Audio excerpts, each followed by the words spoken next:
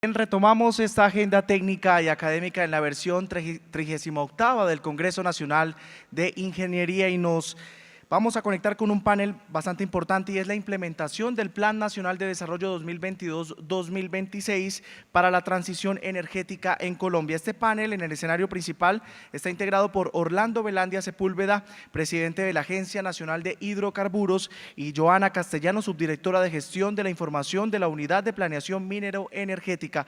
Este panel está moderado por Vidal Humberto Abreu, director de Comunicaciones de la Universidad Industrial de Santander.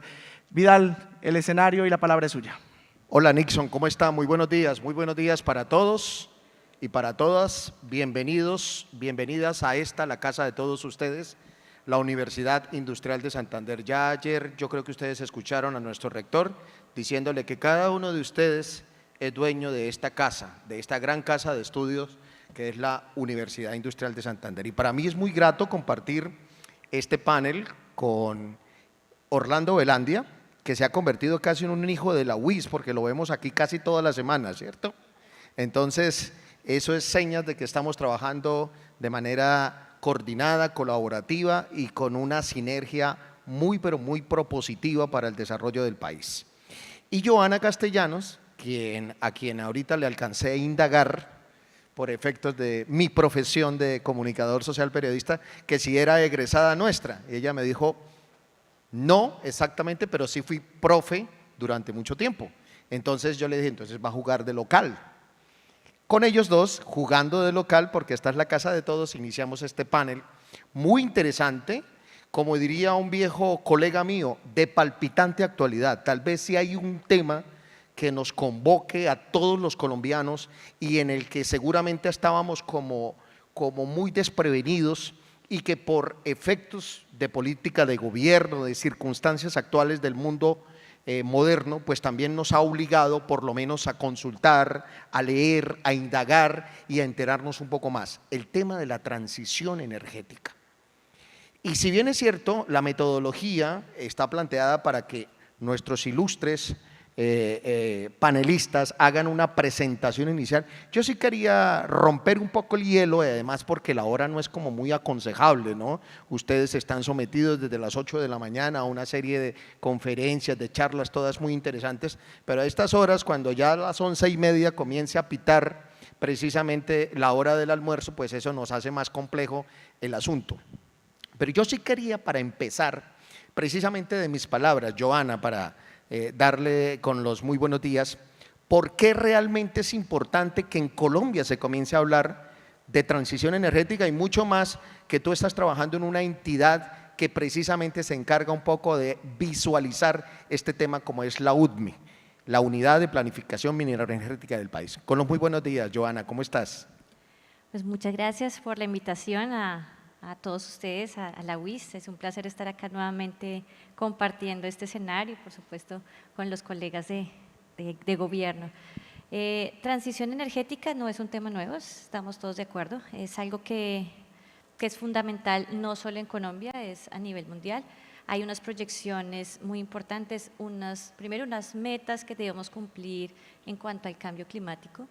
Y esto pues implica que a nivel de todos los países debemos hacer unos esfuerzos. Colombia tiene unos esfuerzos de las NDCs que hemos hablado y que todos conocemos, y estas metas que debemos cumplir, la carbono neutralidad al 2050, implican unos retos fundamentales, sobre todo porque nuestra economía es una economía dependiente de la exportación de hidrocarburos y de minería de carbón térmico. Y digamos que tenemos tanto dentro de la balanza fiscal como en las economías locales, en el ADN muy intrínseco todo el desarrollo de la industria fósil. Y claro, pues hay unos escenarios y pues además acá tengo el reto de estar con el presidente de la Agencia Nacional de Hidrocarburos, ¿cierto? Que además recibe unos ingresos muy importantes y que tiene la responsabilidad también, en conjunto pues con el Ministerio, de garantizar la soberanía energética, y eso implica también que podamos mantener pues en las necesidades energéticas los hidrocarburos. Pero entonces, ¿cómo hacemos para hacer esa transición, cierto? Ese cambio de un punto A a un punto B, que siempre hemos dicho además que debe ser transición energética justa, Sí. Pues ahorita yo estoy en la UPME, que es la Unidad de Planeación Minera Energética, pero yo vengo del Ministerio de Minas y Energía, y lideré la hoja de ruta de la transición energética justa. Publicamos los primeros documentos borrador de lo que pues está allí establecido. Ahorita ya el ministro pues publicará las siguientes versiones. Y en esa transición justa, ¿qué es lo que estamos incluyendo? Es fundamental, listo, vamos a hacer una transición tecnológica en donde vamos a bajar la dependencia, y hay algo muy importante, y es que la economía global muestra las tendencias tanto en el hidrocarburos, principalmente petróleo y carbón, sobre todo ahorita el carbón es el más acelerado, de una caída de los precios. ¿Qué pasa? Nosotros no somos un país petrolero, ¿cierto? Tenemos además un crudo pesado, lo que nos hace un poco vulnerables a los cambios que hay internacionalmente en cuanto a precios, y cuando el precio del barril está muy bajo, entonces hay campos que empiezan a dejar de producir. Esto ya lo hemos visto, no es tampoco nuevo. Yo vengo también de los hidrocarburos, trabajé 4 años en el sector base Barranca Bermeja como ingeniera de campo, y viví cuando pues, el barril llegó casi a los $27, como la mayoría de campos pues dejaban de producir. Es una realidad. Entonces hay que prepararse, ¿cierto? Y también va a haber también como un declive, que hay unas proyecciones internacionales y demás. Entonces hay que prepararse. Recuerdo cuando estaba en el ministerio, estuve con uno de los ministros de energía de Arabia Saudita y bueno, de estas áreas, y un poco lo que ellos decían, que además son de los más competitivos con mejor calidad de crudo, y decían: nosotros nos preparamos porque sabemos que el mercado está cambiando, que hay unos escenarios de transición energética a nivel mundial, y entonces estamos preparándonos para producir renovables, y entonces están haciendo un montón de inversiones. Bueno, Entonces, en pero ese no nos sentido, vaya a adelantar la exposición, No, era solo como sí, era sí. como una antesala, ¿no? De acuerdo. Y lo único que quiero cerrar con esto es Sí. decirles, si eso va a ocurrir, nosotros tenemos esta economía dependiente, tenemos que prepararnos, y Ok. por eso le agregamos ese término justo. Es como, además, no simplemente importamos un montón de tecnología, sino cómo desarrollamos unas economías locales para permitir que el país cambie un modelo que per se ahorita es un poco extractivista en el sentido de vender materias primas, y generamos más algo productivo que además nos permita apalancar el desarrollo de la transición energética. Muy bien. Orlando, Agencia Nacional de Hidrocarburos. Yo creo que no hay nadie en este momento más indicado, además de Joana y además de los funcionarios del ministerio y en fin, que pueda abordar este tema. Porque es importante, no es solo ya moda, Orlando, allí Joana nos mencionaba temas como la sostenibilidad, el cambio climático, un poco la dependencia, el cambio necesario que hay que hacerle a la sociedad actual de consumo. ¿Cómo ves desde una perspectiva muy inicial, como introductoria, este asunto actualmente en Colombia? Con los muy buenos días. Muchísimas gracias y buenos días a todos los asistentes. Indudablemente no puedo comenzar sin manifestar mi complacencia por estar en este lugar, que ya lo he hecho durante varias oportunidades. Yo diría sobre el tema de la transición energética, voy a acuñarlo en una frase concreta: sin transición energética no hay futuro. Y eso parece una frase de cajón que hay que empezar a desarrollarla un poco más. Y siempre en las discusiones que hemos hecho sobre transición energética se ha afirmado que este es un proceso que amerita una amplia cantidad de recursos económicos, y entonces ahí empiezan las discusiones. El país sí tiene la capacidad para afrontar esto, pero yo creo que hay otro elemento pilar, y es que la transición energética no solamente va a ser extensiva en el uso de recursos, sino también debe ser muy extensiva en el conocimiento. Y ese conocimiento tiene un componente también muy importante, y es partir de un diálogo informado. No es posible, y uno a veces se encuentra, y creería que en escenarios académicos como estos, pues deberían haber, pero lo hemos encontrado en algunos escenarios también académicos, no acá, que todavía existe un negacionismo. Y el negacionismo es: Colombia no lo necesita, nosotros no aportamos, ¿cuánto es el porcentaje? 0.06% de emisiones en el mundo, que lo hagan los grandes, esto nos estamos sometiendo. Y esa falta de diálogo informado yo creo que la academia es muy importante que nos ayude, muchísimo. Hace unos días, en un seminario que tuvimos en Montería, la directora del SENA regional nos decía, ¿qué podemos hacer desde la academia? Le digo, todo, porque esto parte de tener un diálogo sincero, franco. Los cuestionamientos son, no, es que están haciendo una transición energética a lo danés, están haciendo una transición energética a lo suizo y no una transición energética a lo colombiano. Claro que estamos haciendo una transición energética a lo colombiano, porque estamos construyendo desde las regiones, con la gente, con nuestras universidades, y ahorita en mi explicación veremos un poco cómo estamos vinculando desde la ANH. ¿Por qué la ANH ahora tiene ese papel importante? Porque la intención del gobierno es que en poco tiempo la agencia deje de ser la Agencia Nacional de Hidrocarburos y se convierta en la Agencia Nacional de Energía. De hecho, ya tenemos delegación de funciones, como lo vamos a ver ahorita en la presentación, para conocer de otros recursos, eólica, geotermia, hidrógeno, en fin, y estamos trabajando en esa ruta y hemos encontrado un aliado extraordinario, que se llama la Universidad Industrial de Santander. Por eso es importante, y eso no es una flor, es que esta es como en Netflix, mi segunda temporada en la ANH. Entonces, en esta segunda temporada estamos en una coyuntura muy desafiante. Uno de los pilares de este gobierno era lograr cambiar nuestras relaciones con el entorno natural para buscar relaciones que hagan posible un mejor relacionamiento con la naturaleza. El otro pilar sobre el que se fundó la propuesta del gobierno era cambiar esas relaciones de inequidad, injusticia y desigualdad por todo lo contrario, equidad, justicia e igualdad, y en eso son muchos de los pilares del gobierno que está. Pero en ese primer pilar implicaba avanzar en una transición energética, y el desafío de la academia es enorme, y esto no es una frase de cajón, porque se necesita empezar. ¿Cómo se logran cambiar los procesos de cultura? Con enseñanza, con educación. Antanas Mocus en Bogotá lo recuerdan como el académico, y empezó con la pirinola, con la cebra, con la tortuga, nos enseñó hasta hacer fila en los buses, y eso era de ley todos los días. Uno no se aprendió la tabla del 9 solamente porque se quedó un día dormido y se soñó con la tabla del 9, no, eso era dele, y 9 por 1, y 9, y dele. Así nos va a tocar empezar con estos procesos, y la academia es fundamental. Sin transición no hay futuro, y sin la academia no hay transición. Qué buena frase, ¿no? ¿No les parece que es una muy buena introducción para este tema? Vean ustedes. Entonces, pues cumpliendo un poco la dinámica y el estilo que se estableció para este panel, pues démosle la oportunidad a nuestros invitados de honor en la mañana de hoy a que precisamente nos hagan la exposición de su ponencia, donde precisamente van a ampliar mucho más los conceptos que les dimos a todos ustedes como el prólogo del gran libro que nos vamos a leer en esta mañana. ¿Les parece? Entonces, Joana, bienvenida y adelante, por favor. Bueno, muchísimas gracias.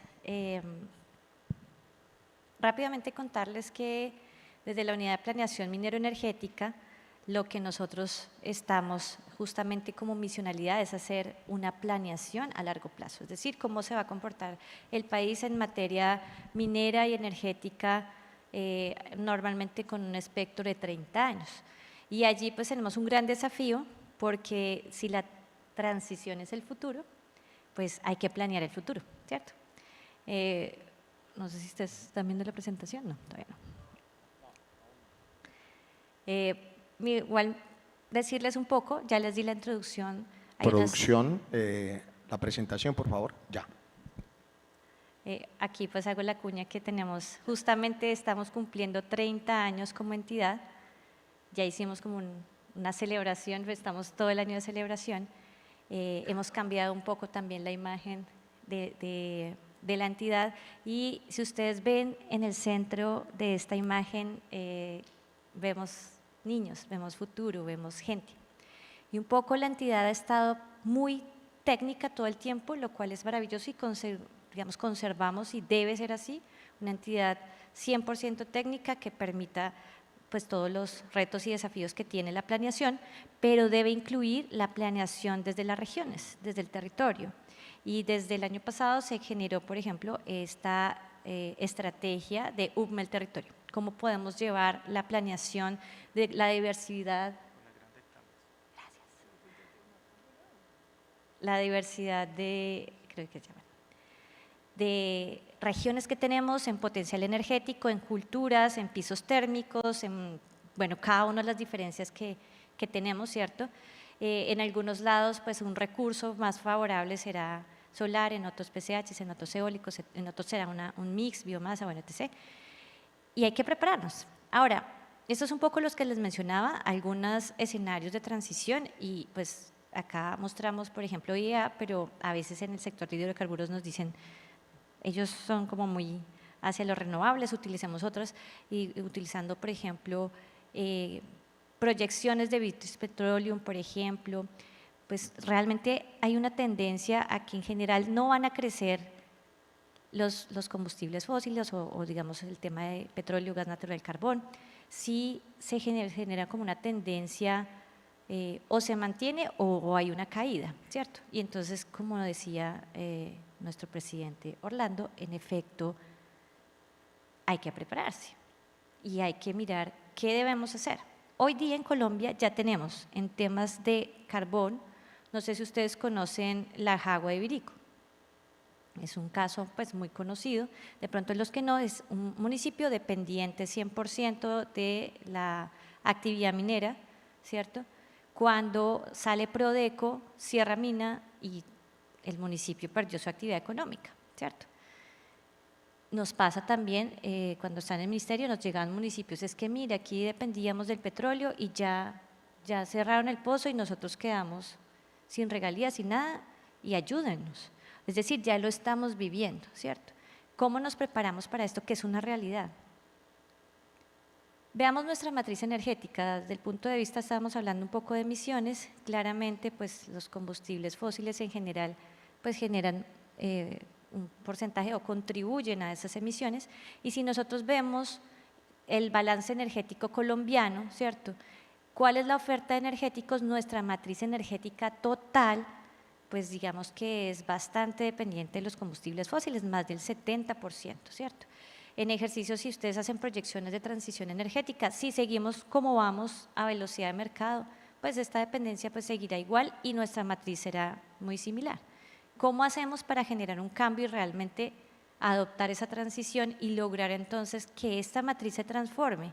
Si ustedes ven desde la 1715, que fue hace un poquito más de 10 años, el porcentaje de renovables en nuestra matriz energética y en nuestra matriz eléctrica no es muy significativo, ¿cierto?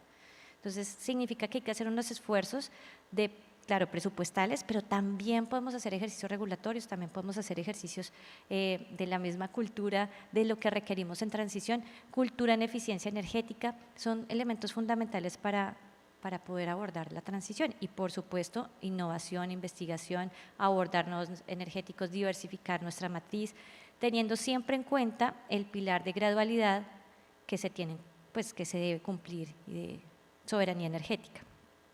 Por ejemplo, ¿qué les pasaría a Santander si Barranca Bermeja cierra su refinería? Si ustedes vieran el PIB de Santander, ¿cierto? No es Bucaramanga el principal aportante del PIB de Santander, es Barranca Bermeja. Entonces, es una realidad que ya es una refinería que tiene un tiempo, ¿cierto? Y todos pues vemos como que ya no tendrá esa misma actividad. Bueno, hay que prepararse, ¿cierto? Hay que preparar a Barranca Bermeja para mirar qué va a pasar con esta ciudad que aporta tanto al departamento, y eso es un tema de transición que debemos prepararnos desde la academia, desde el gobierno y generar esfuerzos continuos y conjuntos. ¿Qué hace entonces la UPME? La Unidad de Planeación Minero-Energética. Publicamos más de 20 publicaciones de proyecciones de demanda, plan de gas, de abastecimiento de líquidos, el plan de sustitución de leña, el plan de transmisión. Tenemos también la misionalidad de generar los puntos de conexión, es decir, los nuevos generadores. En cuanto a minería, también toda la proyección, boletines estadísticos. Los invitamos realmente a ver toda la biblioteca que tenemos de publicaciones, que es un gran conocimiento o un lugar donde pueden encontrar muchísima información del sector minero energético. Aquí solamente proyectarles que en cuanto a demanda, en general en cualquier escenario se ve una proyección creciente por diferentes motivos y eso significa que va a incrementar la necesidad de energía para suplir esta demanda, ¿cierto? En los diferentes escenarios igual hay un crecimiento y que requerimos entonces de medidas tanto de eficiencia energética y de nodos energéticos o de generación para poder satisfacer esta demanda. Tenemos entonces algo que les mencionaba y es que hoy día la capacidad de energía eléctrica que tenemos instalada en el país es de, bueno, ya hay que actualizarlo, los últimos meses ya ha crecido, tenemos 20 gigas, 20.4 más o menos, a hoy que ya entraron a operación comercial. Haciendo proyecciones de transición energética, más o menos en un escenario, realmente si vamos en transición, necesitaríamos alrededor de 5 veces esta capacidad, bueno, más o menos 90 gigas, ¿cierto? Hoy día la capacidad, y ahí yo quiero agregar otra frase y es, sin transmisión no hay transición. Decimos que si tenemos que involucrar un energético, pues o digamos a la electricidad dentro de esta matriz, necesitamos líneas de transmisión que permitan transportar esa energía. Hoy día está asignada la total de la capacidad de las líneas de transmisión que tenemos actualmente, que si ustedes ven son más o menos 40 gigas. Se presentaron alrededor de 89 gigas para asignar capacidad. Asignamos 20 y todo el resto, más o menos entre 50 y 60 gigas se quedaron por fuera y esto es muy importante mencionar porque nos dicen, es que la UPME no quiere aprobar nuevos puntos de conexión, pues no es eso, es que se da la capacidad máxima, se corren algoritmos para definir cuál es la capacidad de conexión, pero hoy día tenemos 20 gigas de proyectos que se pueden conectar, ¿cierto? Y que podemos, pues acá seguramente muchos son electricistas, electrónicos, bueno, futuros ingenieros que irán a trabajar, pues hay una oportunidad enorme para desarrollar estos proyectos. Bueno, esto es más temas, hemos trabajado fuertemente para reducir las puestas en operación, las FPOs de los proyectos a través de una estrategia que se llama 6GW.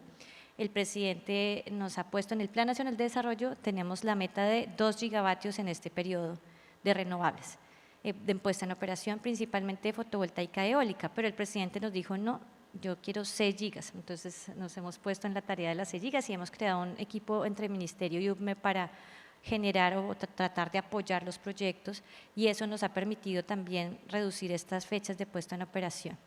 Hemos hecho varias convocatorias de transmisión porque es fundamental que se puedan abrir o crear o aumentar las capacidades de transporte de energía eléctrica. Esos son un resumen de los proyectos que han entrado en nuestro gobierno, que son alrededor, ustedes pueden ver 1.8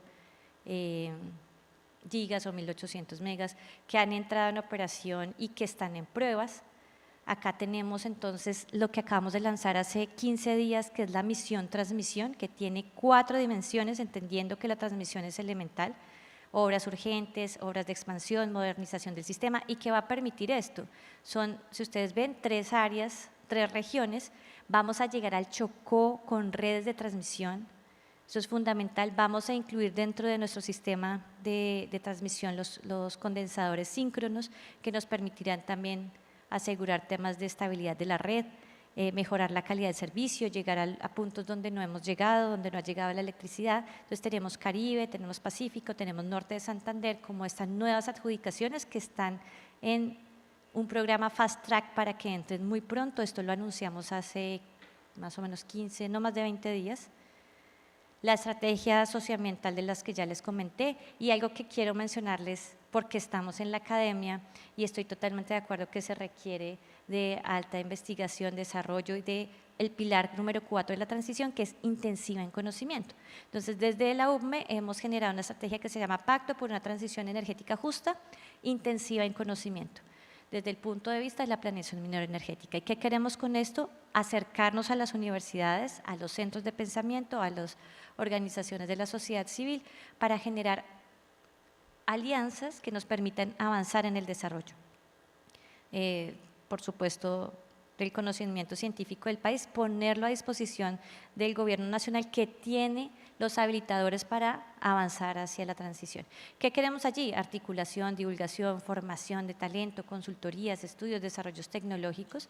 Estas son las líneas en las que nosotros estamos trabajando con el pacto, es decir, como lo que podríamos trabajar de la mano. Si ustedes ven, pues son las líneas de la transición energética justa, democratización de la energía, y acá hay un punto importante del Plan Nacional de Desarrollo, y es que habilitó las comunidades energéticas, ¿cierto? Y un poco el paso hacia esa democratización de la energía, las microredes y demás, que nos permite ya no ser usuarios pasivos, sino realmente ser actores del sistema. Cómo incrementamos el tema de las renovables, los minerales estratégicos de la transición, la regulación energética, la modernización de, por ejemplo, de energía y de gas, la reconversión laboral y productiva hacia esa transición también justa, educación para la transición, y bueno, todas estas líneas en las cuales podemos trabajar de manera conjunta. Algunas cosas que hemos hecho en cuanto a la academia, ya tuvimos unas consultorías con la academia el año pasado, alrededor de 24 estudios. Este año estamos generando otras alianzas estratégicas para vincular incluso estudiantes, practicantes en nuestra institución y generar proyectos conjuntos. Vamos a aplicar en conjunto ya con algunas universidades a convocatorias de MinCiencias, y en general pues estamos fortaleciendo el trabajo conjunto de articulación entre gobierno y academia. Bueno, y con esto agradecer su participación, sin decirles que la transición energética justa es una construcción colectiva, que no es solamente una de las aristas, requiere de un trabajo fuerte, por supuesto, de gobierno, pero también de la academia, de las industrias, de la población civil, y coincido 300% con Orlando, que es necesario hacer esfuerzos en un cambio de cultura y que la academia tiene un rol fundamental, por supuesto en desarrollar investigación y todo esto, pero también en educar y en llevar el mensaje al territorio. Muchas gracias. Muy bien, muchísimas gracias, Joana, muy amable, muy eficiente en el uso del tiempo por demás, ¿no? Eso hace parte también de la nueva conceptualización que debemos tener en estos tiempos. Orlando en su primera intervención nos dijo, sin transición energética no hay futuro, pero después dijo, y sin academia no hay transición. Aquí nos están hablando de ciudades dependientes, de la economía, como el 70% depende precisamente de esas ciudades, y yo creo que dio con un tema que quienes vivimos en esta región del país nos toca, que es el tema de Barranca Bermeja, que vamos a hacer con Barranca Bermeja. Entonces, Orlando, sin más preámbulo, adelante, por favor. Yo quiero retomar una frase que dije en la primera intervención, y es que la gran complicación que tenemos en este proceso es el negacionismo. Y el negacionismo surge de frases que se nos van quedando en la sociedad y van haciendo carrera, y a veces ni siquiera las procesamos. Yo un día, mi esposa, que le gustan algunos vallenatos, le dije, el único vallenato que yo nunca te dedicaría es La casa en el aire. Y hay señoras que viven fascinadas que el esposo le dedicó La casa en el aire. Te voy a hacer una casa en el aire solo para que vivas tú. O sea, el hombre nunca va a estar con ella. Y las señoras la cantan y dicen, qué canción tan linda. Entonces yo dice, oiga, pero analice lo que estamos diciendo. Y ese ejemplo flojo, trivial, es para significar que hay muchas cosas que el negacionismo nos pone en la narrativa social sobre la transición energética. Una de ellas, y que voy a hacer alusión a la primera diapositiva de Joana. Y hasta el señor Google nos ayuda en eso. El señor Google nos ayuda a distorsionar muchas cosas y al señor Google le creemos todo. Si usted coge en este momento, bueno, no lo haga porque se distrae, pero si usted coge su celular y le dice matriz energética colombiana, le pone la matriz energética colombiana está compuesta en un 78% de recursos hídricos, el tanto por ciento en térmicos y el otro en renovables. Y dice, sí, tienen razón los negacionistas que nosotros tenemos una matriz energética de las más limpias porque la mayoría no es… No. Y háganlo.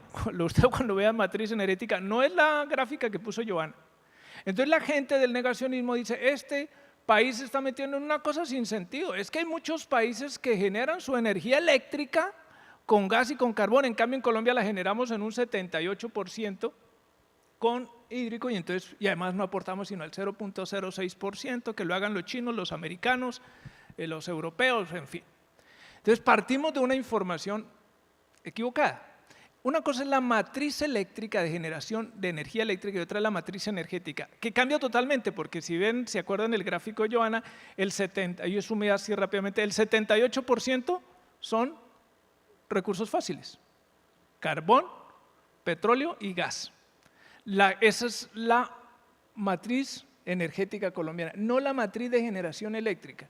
Y ahí hay dos cambios. Yo he escuchado a mucha gente, y sobre todo en los medios, que dicen, no sé por qué el país se mete en esto si nosotros tenemos una de las matrices energéticas más limpias del mundo.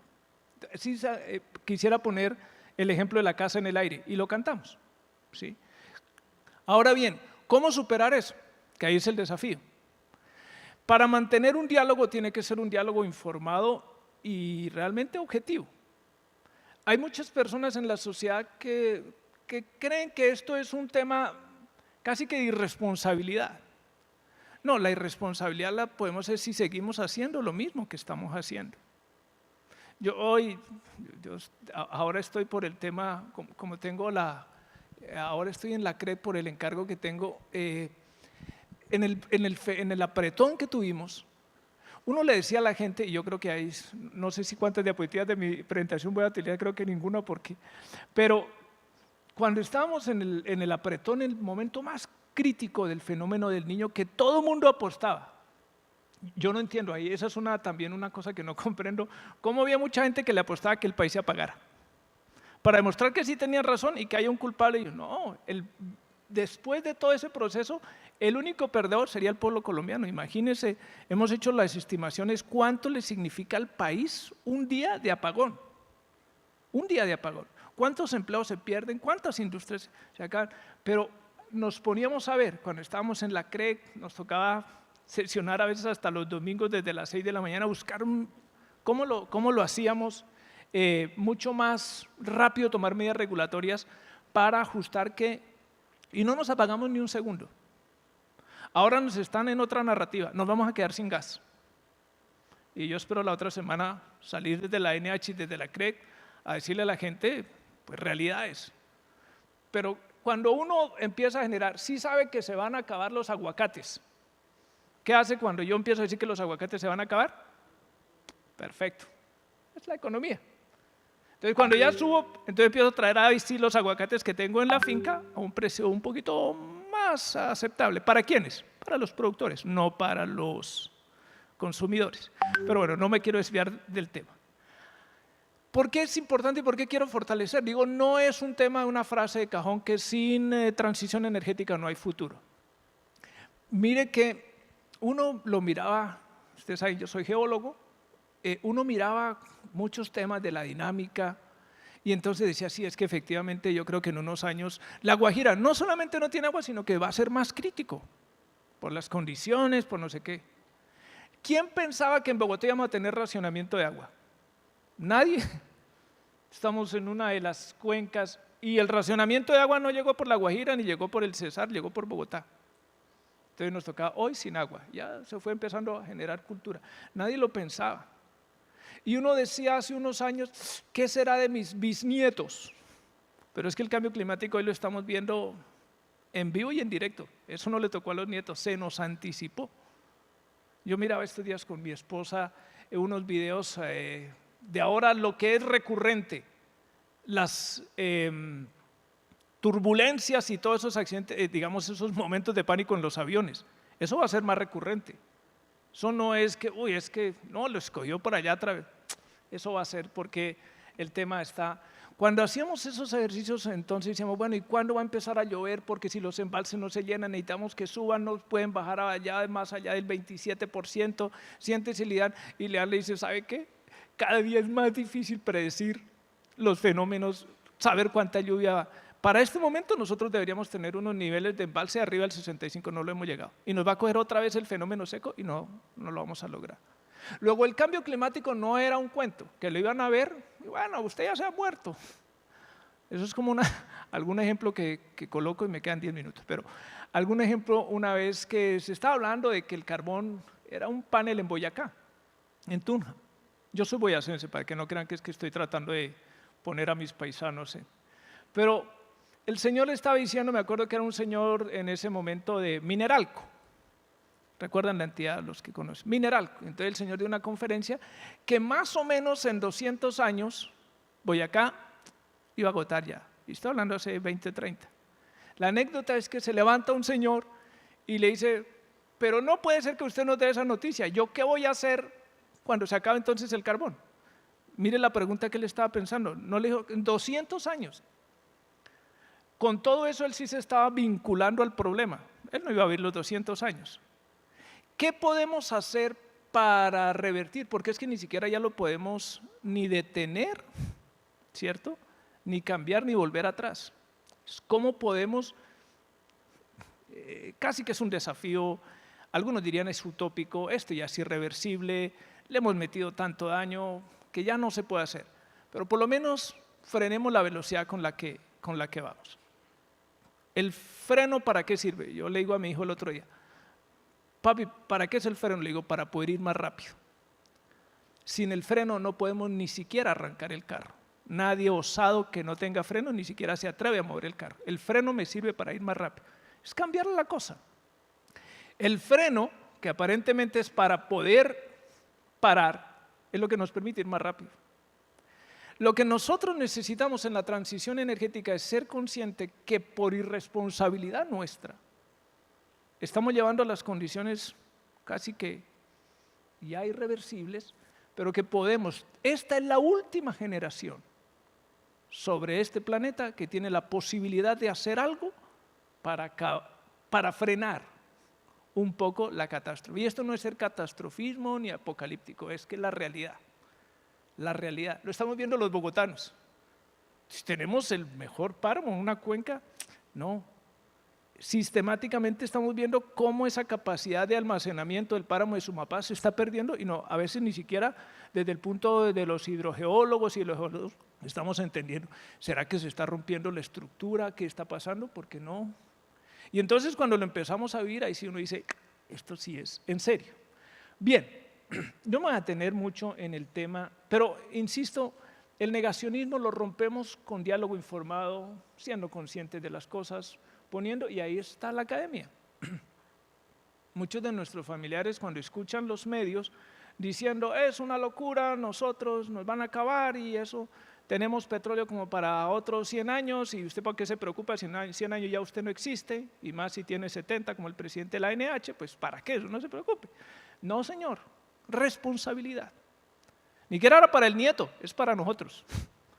Entonces, bueno, ahora aquí como voy pasando, que me dijeron que así.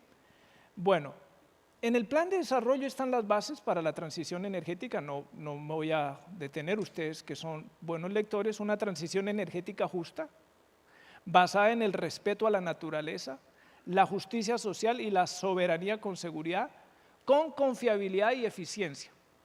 Los críticos nos dicen, no lo están haciendo ni con confiabilidad ni con eficiencia, no están hablando de soberanía porque tienen ese el modelo, no. Para nosotros hace sentido hablar de justicia en la transición energética cuando en pleno siglo XXI no podemos pensar en cómo generarle energía a Bogotá, Medellín y a Cali con fuentes no renovables cuando en el Chocó todavía hay gente que no sabe qué es la luz eléctrica, la energía eléctrica. La prendida de un bombillo. Eso implica justicia. También implica justicia el que yo no puedo dejar relegadas a varias partes de la sociedad que se ven afectadas. Johanna nos lo explicaba, la gente que en el Cesar dependía del carbón de un momento a otro, no fue ipso facto, eso fue, Glencore dice, me voy, no aguanto más, le devuelvo los contratos, cerró la esta y la gente dice, ¿y qué? ¿Nos hemos preparado? Eso es pensar en todos esos temas y eso es lo que estamos trabajando. Creo que hay un problema básico del gobierno, del cual yo hago parte, y es que somos muy malos comunicadores. Hay muchas cosas que estamos haciendo. Yo llevo 30 y algo de años en el sector público, he trabajado con varios gobiernos, y digo que aquí han hecho muchas cosas, pero hemos sido muy malos comunicadores en decir muchas cosas que se están haciendo. Entonces la gente se queda en la narrativa de lo que escucha, y si uno no sale, los espacios que uno no ocupa, se lo dije ahorita a una señora que me encontré ahí a la salida, los espacios que uno no ocupa, otros se los ocupan. Entonces, en el Plan Nacional dice utilizar los excedentes financieros del carbón y del petróleo para una transición energética que lleve el país a una economía verde. Ese es un reto que pasa por la ANH, que pasa por la Agencia Nacional de Minería. ¿Cómo aprovechar esos excedentes? La gente dice, no, si lo que está haciendo este gobierno es marchitar la industria petrolera. Pues es decirle que no. Y déjeme decirle unas cifras porque me lo permite, así no alcance a avanzar en eso, porque es importante precisar. Dicen, no, como no hay exploración, qué pena meterme en el tema, pero me toca. Como no hay exploración, no hay descubrimiento, y como no hay descubrimiento, no hay reserva, y como no hay reserva, no hay producción, y entonces hay para abajo regalías. Déjenme darle estas dos cifras. En los últimos 14 años, el decrecimiento de las reservas de gas han venido en decrecimiento desde el 2014 para acá. Eso no es propiedad de este gobierno. Llevamos 3 gobiernos en un claro decrecimiento de nuestras reservas de gas, pero la culpa es de este gobierno. Entonces, le dicen, no, es que usted como no va a firmar nuevos contratos. Señores, tenemos más de 300 contratos firmados. La mayoría de las áreas, que hay geólogos, ingenieros de petróleos, que saben que la mayoría de las áreas con prospección ya están otorgadas. 18 millones de hectáreas. De esos 18 millones, casi 9 millones de hectáreas en que las firmas que se celebraron esos contratos no han podido o no han querido, por muchas razones, porque hay que poner las cosas en equilibrio, no han adelantado las labores exploratorias. Luego, no per se, por firmar más contratos, se hace más trabajo exploratorio. No, algo está pasando. Casi la mitad de las áreas otorgadas en Colombia no ha pasado nada. En esos 14 años se han hecho 48 descubrimientos de gas en Colombia.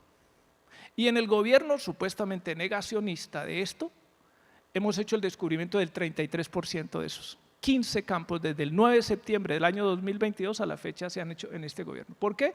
Porque nuestro desafío es que esos excedentes financieros, que como lo dijo Joana, son finitos en el tiempo, nos pueden apalancar la transición energética. Pero hay que hacer más eficiente la exploración en Colombia y la producción.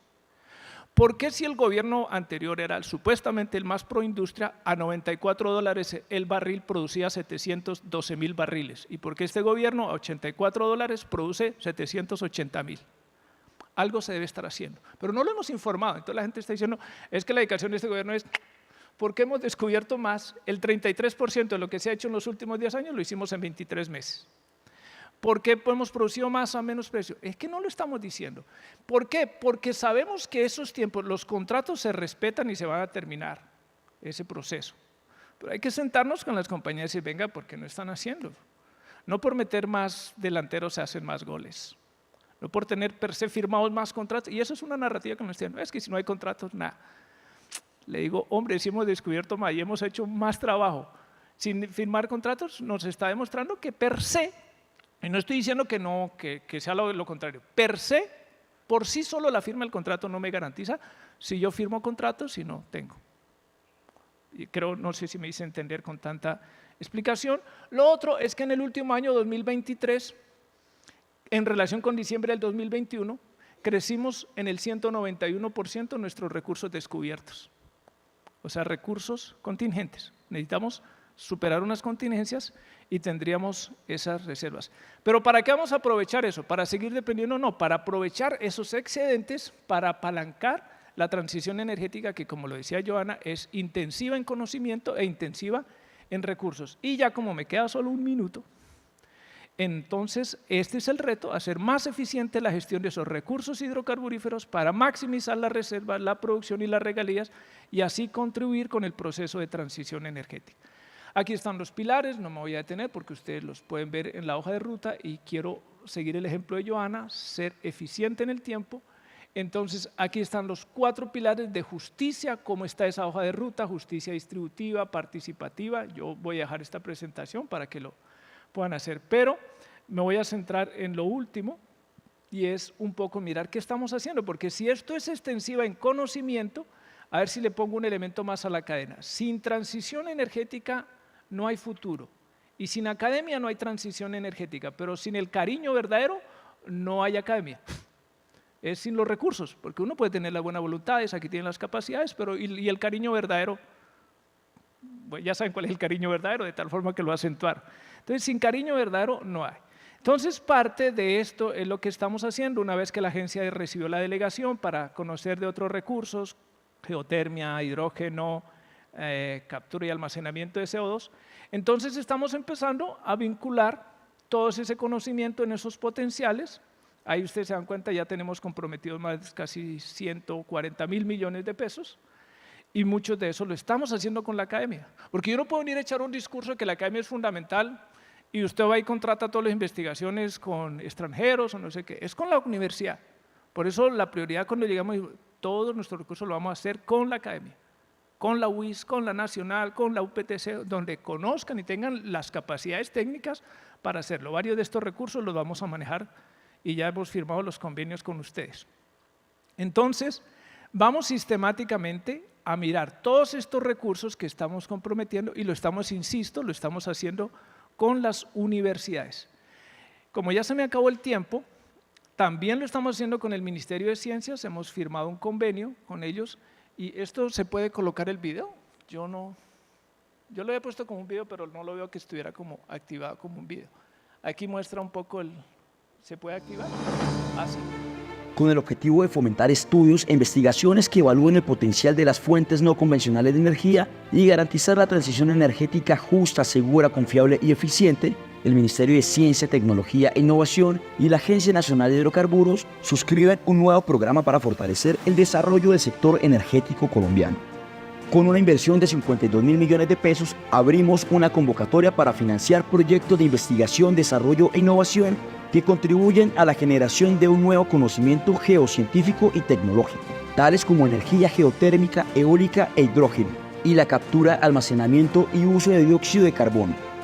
Los proyectos se deben presentar en alianza estratégica entre actores del Sistema Nacional de Ciencia, Tecnología e Innovación, como por ejemplo instituciones de educación superior, incubadoras de empresas de base tecnológica, centros e institutos de investigación reconocidos, entidades estatales, no gubernamentales y sociedad civil organizada. Esta convocatoria desarrolla los lineamientos de las políticas de investigación e innovación orientadas por misiones para la transición energética de MinCiencias, que promueve el uso del conocimiento, la investigación y la innovación en los territorios y en los sectores energéticos y productivos de bienes y servicios asociados. Un hecho que se suma al trabajo articulado que adelantan el MinCiencias y la ANH, en el cual se han suscrito 11 convenios, con una inversión que supera los 200.000 millones de pesos. Gracias a la alianza se creó la Red Nacional de Laboratorios en Geociencias. Se dotó con laboratorios de alta tecnología a 5 universidades. Se ha fortalecido la capacidad instalada de instituciones de educación superior, beneficiadas con recursos de esta cooperación, y un hito que trasciende en la historia y nos permite avanzar hacia una Colombia potencia de la vida. Colombia, potencia de la vida. Bueno, yo quiero terminar ahí, hay otros temas adicionales, pero bueno, en respeto al tiempo paro ahí. Muchísimas gracias. Gracias, Orlando. Usted que mencionaba Netflix, a veces cuando uno comienza a ver una serie, miniserie, que son de 7, 8 capítulos, y por ahí uno está pero atraído y atrapado por la serie y de pronto o se fue la luz o se nos cae el internet o alguna cosa, entonces queda uno como bastante preocupado. Eso mismo nos sucede con este panel. Todos a la expectativa, mucho tema, muchas cifras, muchas reflexiones para el país desde un lugar que representa en sí el conocimiento, el saber, representa obviamente la academia, pero nos dicen, oiga, mire, aquí no hay muchachitos de 20 años, aquí somos la mayoría de 40 en adelante y hay muchos calendarios por acá y entonces la tarea del almuerzo es inevitable. Me dicen que vamos hasta las 12:30, vamos a sacarle el máximo provecho a estos 15 minuticos que nos quedan, porque había mucho tema relacionado precisamente con el COMPES 4075, con el Plan Energético Nacional 2020 de 2050, pero si nos metemos en esas honduras, seguramente no vamos a resolver lo básico y lo importante, ¿de acuerdo? Yo quiero empezar por algo muy importante. Ya nos explicó ahora Orlando que hay necesidad de tomar los excedentes financieros del carbón, del petróleo, para hacer este proceso. Ya nos indicó que en este tiempo se ha hecho más descubrimientos, se produce mucho más en comparación a los otros años. ¿Dónde están, Orlando y Joana, como las mejores alternativas del país para producir qué tipo de energía? ¿Hacia dónde Sí, tenemos la eólica, tenemos el tema de los paneles solares, tenemos muchas alternativas, el hidrógeno verde, pero dentro de esa multiplicidad de alternativas, ¿hay alguna donde, digamos, el país se tiene que orientar más en esto porque en tal región podemos hacer esto, porque podemos combinar muchas alternativas? Quisiera un poco, que me parece que esa puede diseñar una línea importante para este auditorio. Joana, por ejemplo. Bueno, muchas gracias. Antes quiero hacer un comentario rápido y es que hago honor a lo que decía Orlando y es que la NH está muy comprometida con la transición. De hecho, ellos financiaron el equipo en gran porcentaje que construyó la hoja de ruta y eso creo que muestra el compromiso de la Agencia Nacional de Hidrocarburos y que además no fue una consultoría, no le pagamos a nadie afuera para que lo hiciera, lo hicimos personas colombianas capacitadas de altísima formación para pensar en nuestras realidades. Con eso cierro ahí ese comentario que me pareció muy valioso. Respecto, precisamente uno de los documentos que está público es, nosotros hicimos un análisis regional de los potenciales que tenemos de fuentes no convencionales de energía renovable, especificando claramente las diferencias de estos recursos. No es lo mismo hablar de La Guajira y siempre se enfocan en La Guajira. Resulta que todo nuestro país, hablamos de, por ejemplo, la solar fotovoltaica, tiene un potencial enorme. Claramente La Guajira, pues para el Cesar y todo el Caribe, pues tiene un potencial enorme, pero en todo lugar podemos hacer generación, por ejemplo, fotovoltaica, si nos comparamos con Europa, por ejemplo, que además tiene estaciones y demás, tienen mucho menor recurso que nosotros y tienen un desarrollo energético impresionante. Entonces, claramente la tecnología que hoy es más asequible económicamente es la solar, pero no quiero decir que tengamos que solamente hacer solar y ahí puede ser solar en techo, solar en granja, y no es la única, también tenemos eólica y hablamos de eólica onshore, offshore, que claramente no va a ser tan rápido, va a tomar un tiempo, que ya tenemos unos en operación y pruebas y demás en pruebas con XM y que otros proyectos que vienen, las subastas, etc., pero hay también unos desarrollos en eólica a pequeña escala, ¿cierto? Entonces son otro tipo de alternativas. En PCHs también tenemos desarrollos incluso nacionales y ya con un tiempo que llevan desarrollándose. Entonces yo pensaría que no debe ser una única. Al contrario, creo que es un error pensar en una única porque hay riquezas en cada una de las regiones. Por ejemplo, en el Chocó tenemos un potencial impresionante para PCHs, en Amazonas también hay un potencial interesante, ¿cierto? Por la misma condición selvática, de pronto allí sí se puede generar, pero no a gran escala con solar para evitar como la deforestación. Entonces yo creo que es fundamental identificar el potencial regional y además las capacidades locales para generar la propia industria local. Hoy día ya tenemos una industria de ensamble de paneles solares, pero también tenemos una industria que están haciendo de pequeñas generadores a pequeña escala. Entonces yo pienso que es una combinación, pero si tú me dices hoy ya, pues la más barata, la que es más rápida en este momento es la solar fotovoltaica. Orlando, ¿algo que agregar sobre el particular? Gran parte de los recursos que nosotros y que estamos invirtiendo desde la agencia, algunos dirán 200.000, otros 200.000 adicionales que estamos haciendo con las universidades, es poco, pero 400.000 hay sectores que quisieran tenerlos y los estamos invirtiendo. Hay sectores, no sé cuánto es el déficit, por ejemplo, en la universidad pública, 600.000, estamos metiendo 400.000 sobre todo conocimiento. Hay un principio básico de administración que dice que lo que no se mide no se controla y lo que no se controla no se administra. Luego lo primero que tenemos que medir es reales nuestros potenciales. Aquí hemos hablado, por ejemplo, de geotermia. Te dicen, no, es que tenemos en la cadena de volcanes del Ruiz, eso hay. Parte de estos estudios, conozcamos los verdaderos potenciales. A mí me sorprendió hace unos días, ustedes saben que estamos adelantando la primera ronda eólica offshore en América Latina, lo está haciendo Colombia, vamos muy bien, y con ocasión de alguno de los eventos de promoción que hicimos, en el caso específico en España, a mí me sorprendió que estas grandes empresas con las que nos sentamos para invitarlas a que vinieran al país, conocen a la perfección los potenciales de Colombia, quizás más que nosotros hoy. Dice, uy, no, es que nosotros siempre hemos soñado con la Guajira colombiana. Es que nosotros siempre hemos soñado con el Mar Caribe colombiano. Qué bueno que estén abriendo las puertas para eso. Y uno como que dice, uno no se da cuenta de lo que tiene en la casa por mirarlo del vecino y entonces desperdicia oportunidades. con la casa, ¿no? Entonces, eso nos está pasando. Nosotros tenemos enormes potenciales, como lo decía claramente Joana, pero necesitamos mangos bajitos. O sea, uno de todo aquí, entonces los potenciales. Que ella me reunía con el gobernador del Huila y decía, hermano, el desierto de la Tatacoa tenemos, no solamente porque es el desierto, donde podríamos montar toda una infraestructura. Estamos avanzando en eso, pero es clave, fundamental, en todo proceso de administración, la medición, las capacidades, el conocimiento. ¿Qué es realmente nuestras capacidades? Realmente sí tenemos capacidades en geotermia, realmente el hidrógeno, todo el mundo habla del hidrógeno, y uno dice, uy, no, es que ustedes tendrían unas condiciones para desarrollar unos clústeres de hidrógeno en el Mar Caribe extraordinarios, generen la energía que se necesita, obviamente para que sea verde, la energía solar, la tiene la Guajira, tienen el mar ahí, no, pero todo eso lo tenemos que evaluar y vamos avanzando. Por eso es la necesidad de ser tan intensivos en conocimiento. Y vuelve otra vez la academia. ¿Con quién estamos haciendo eso?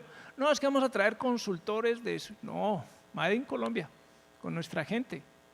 Hay padres de familia que dicen, no, es que mi hijo no, ese muchacho es como… Y después cuando sale a buscar empleo dice, oiga, pero usted me habló como mal de su hijo que era como flojón. Nosotros mismos nos encargamos de como dirían los muchachos de hoy en día, de por debajearnos. No, Colombia tiene las capacidades. Yo estoy convencido en eso. Y entonces, primero, para resumir, creo que tenemos unos potenciales que es los que estamos aprovechando. Lo decía Joana, energía solar, tenemos unos enormes costos realmente bajos, pero vamos avanzando en nuestros otros potenciales. Incluso estamos mirando el tema de generación con pequeñas centrales hidroeléctricas. Es que mire, un comercial que no salga de Sudamérica. ¿Dónde está la mayoría de nuestros embalses que generan ese 78% de energía? En la zona andina. ¿Por qué no tenemos en la zona pacífica? Y entonces lo que estamos viendo por análisis del fenómeno del Niño es que llueve diferencialmente en Colombia, mientras en la zona andina está seco, en los llanos hubiésemos tenido una mayor diversificación, pero la mayoría de los embalses ¿dónde están? En la zona andina. Y el régimen de lluvias es disímil, entonces mientras aquí estamos sin agua, en el Piedemonte está que llueve, pero allá no hicimos, no sé, por no sé qué razones, pero bueno, hay que empezar a ver esas posibilidades, porque uno de los grandes problemas, ¿cuál es el problema de depender tanto de la energía hidráulica? Pues la resiliencia que tenemos a fenómenos apretados de un niño, que cada vez es más niño, más duro. ¿Por qué? Porque es que eso generamos una dependencia crítica y nos coge un fenómeno seco y empezamos a tener estrés. Además de que nos plantean que hay que hacer un diálogo informado y objetivo y que buena parte de esta discusión sobre la transición energética tiene inevitablemente un componente político que no lo podemos desconocer. Unos a favor, otros en contra, que porque son amigos y los otros porque son opositores. Pero la realidad es que en zonas, como lo mencionó Joana al comienzo, como Barranca Bermeja, siempre ha existido una preocupación. Oye, ¿qué hacemos con esa refinería que nos ha costado a todos los colombianos miles de millones de pesos, por no hablarlo en dólares? ¿Qué pasa con esa infraestructura? ¿Qué pasa si lo que para unos es el marchitamiento de la industria petrolera y para otros es el proceso de transición energética justa, ¿cierto? Pero sin ahondar en eso, ¿qué puede pasar o cuál puede ser la alternativa para que no suceda lo de la Jauja de Ibirico, para que no suceda lo de las otras zonas carboneras de la Guajira? ¿Qué pasa con esa zona que hoy es el motor energético del país y el principal aportante del PIB de un departamento como Santander? ¿Cuál puede ser la fórmula, si se quiere de alguna manera, para hacer ese proceso de transición, no solo en términos de producción y de alternativas, sino también de asistencia, de colaboración y de preparación de estas comunidades frente a este tema que estamos conversando? Joana. Bueno, yo le voy a dejar a Orlando el tema de la refinería porque sé que lo están trabajando, de esa transformación hacia donde debe ser, y yo me voy a enfocar en el territorio per se de Barranca. Yo pienso que hay que hacer una transformación económica, hay que dejar de depender de la refinería y eso implica un cambio de chip desde un poco lo cultural, porque todo el mundo está basado en la refinería es lo único, y hay que generar unas inversiones, claro, pero si nos estamos moviendo a los renovables, ¿por qué no hacemos una industria fuerte de la cadena de valor de renovables en Barranca Bermeja? Barranca Bermeja tiene varios puntos a favor.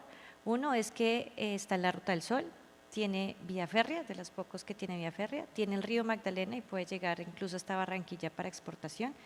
Entonces tiene vía fluvial, terrestre y férrea. Y tiene, además es industrial, no sé si ustedes lo conozcan en el SENA de allá, yo soy de Bogotá, trabajé algún tiempo en el SENA ya en unas cositas y también conocí el SENA de Barranca y no tiene nada que envidiar tecnológicamente. Entonces, tiene una inversión importante en industria, tenemos personal formado, pues claro, por la industria petrolera, ¿por qué no aprovechamos eso para desarrollar una nueva industria energética, complementado por supuesto con el cambio que le quieren hacer un poco de diversificación a la refinería? Entonces, yo pienso que hay que cambiar y en eso creo que sin ánimo de politizar, no es hecho, pero creo que la alcaldía local está haciendo unos esfuerzos, pero creo que hay que apoyarnos como departamento, siendo que es el mayor aportante del PIB para ese cambio de modelo económico en Barranca.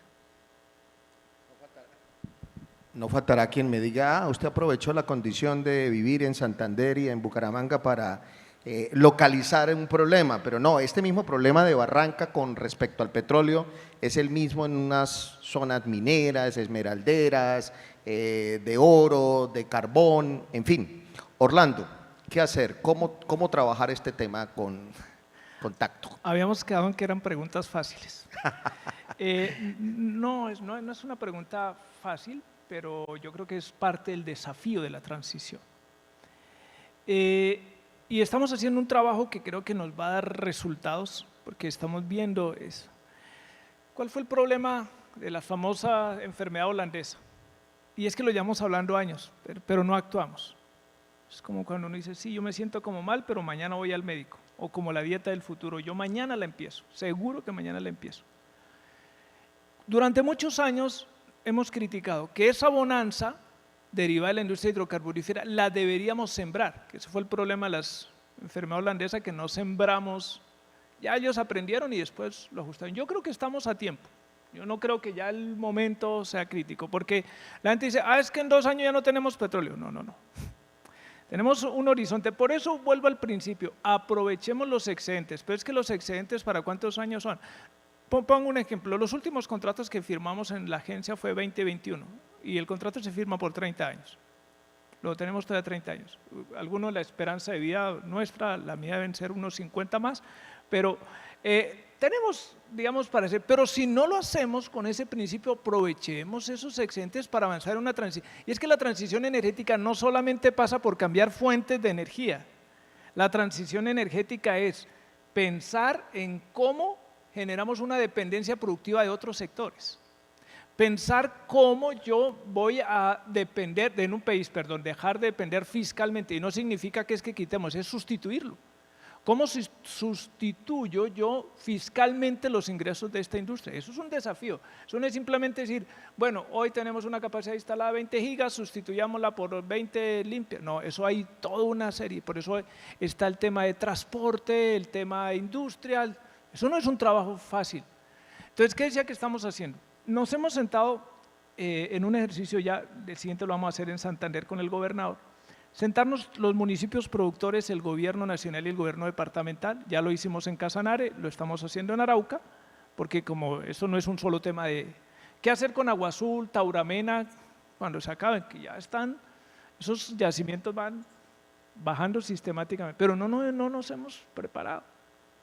Entonces, yo creo que hay que aprovechar los años que nos quedan para hacer muy rápidamente, redimir el trabajo. Es como el estudiante que no estudia toda la semana y el domingo a las 10 de la noche empieza a coger los libros a ver para la prueba. Así nos va a tocar. Hay éxitos que uno dice, no, sí, eso nos dio resultado. Yo creo que lo podemos hacer. Entonces, ¿qué estamos haciendo para terminar lo del caso de Casanare?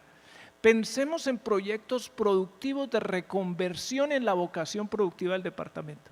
Aprovechemos eso. ¿Cuántas son las regalías que nos quedan por lo menos para estos 4 años siguientes? Porque él no puede administrar. Bueno, hay gobernadores que tienen visión, entonces ponen a 4 años proyectos. No es el proyecto de pintar la escuela, no es el proyecto, eso es el proyecto, por decir algo, de cambiar la vocación productiva de Maní Casanare por otra cosa. Entonces, allá tenemos potenciales en eso. Eso es lo que estamos empezando a hacer y nos toca hacerlo ya. O sea, no lo podemos esperar. Vamos a esperar que se acabe este gobierno y que venga el otro y a ver si yo lo empiezo y yo no lo hago. No, eso es parte de lo que estamos haciendo.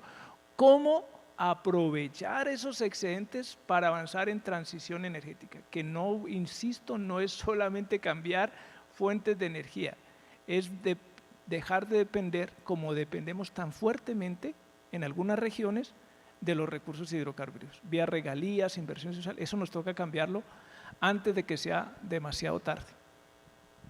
La miniserie tenía 7 capítulos y íbamos en el 5.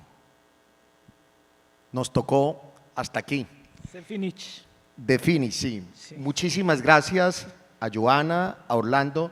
Aquí seguramente, y no exagero, pero nos habríamos podido quedar horas enteras y nos faltaron cualquier cantidad de aristas, de perspectivas para hablar de este tema que definitivamente en la medida en que uno lo aborda se vuelve más apasionante y más interesante. Sí, Entonces, yo voy a hacer un comercial de 30 segundos. por supuesto, le quedan 29. Mire, Santander tiene unos enormes potenciales en sus condiciones geológicas.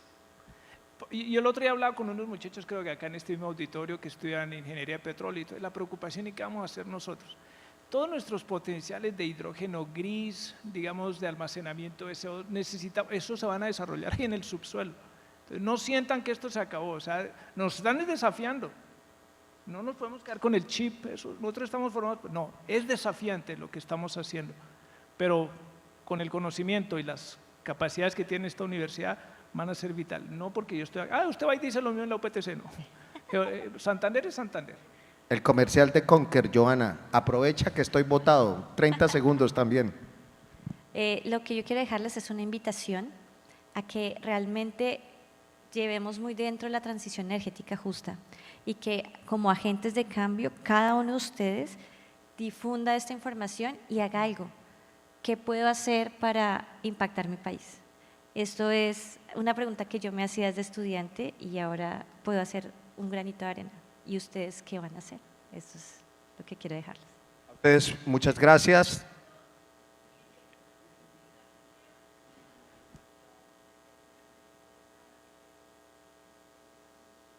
¿Qué uso se le puede dar a qué, perdón? Al CO2.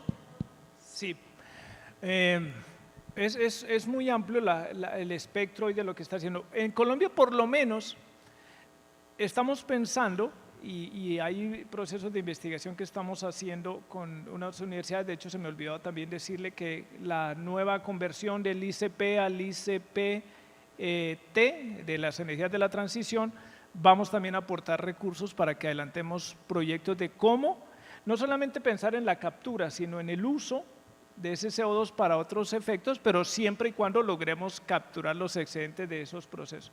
Por ahora lo que estamos concentrados más es cómo capturarlo y almacenarlo. Por ahora estamos concentrados más que en el uso, en un efecto casi que de mitigación, eso es capturarlo. Y otra cosa que se me olvidó decirle, muchas de estas investigaciones, la industria petrolera es la que está invirtiendo más recursos, es la que está en la vanguardia de eso, y hay empresas que casi están ya hoy pensando que en 5 años ya están totalmente transformadas, pero hoy en Colombia estamos fundamentalmente más en captura y almacenamiento que en otros usos, que la gama de usos, pero las necesitamos desarrollar esas tecnologías con investigación. Bien, muchísimas gracias. Peticiones, quejas, reclamos e insultos en viabreve@uis.edu.co. Muchísimas gracias, un honor haber compartido con ustedes, muy amables.